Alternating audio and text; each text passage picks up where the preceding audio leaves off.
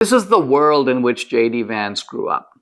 And yet, he's a guy who has an excellent education. He's smart. He's worked in business. He's actually married to an Indian woman named Usha.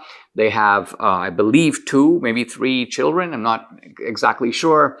And I've had him on the podcast a couple of times. In fact, it's kind of funny because he has an Indian wife. He sort of knows that Dinesh in India is pronounced more like Dinesh.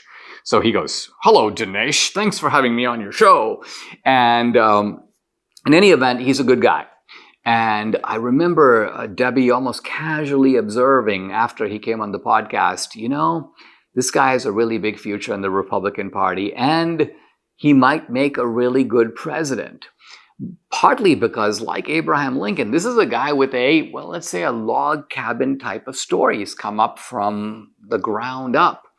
And this is a guy, at the same time, who has that perfect combination, I think, which is that he is familiar with the world of the elite. He's not intimidated over there. He has actually now lived there. He's gone to a very good school. He's been part of boardrooms.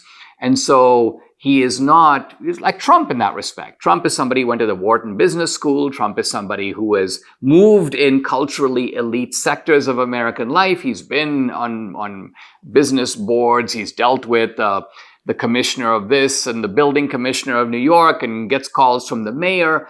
So that's the kind of mover and shaker world. And at the same time, Trump has simpler roots on the construction site, talking to guys on the lot.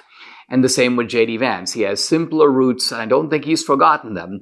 So that combination of simplicity and complexity, of, you may say, working class origins and background, and at the same time, a certain measure of cultural sophistication, so you know how to deal with these elites. You know who they are. You know where they're coming from.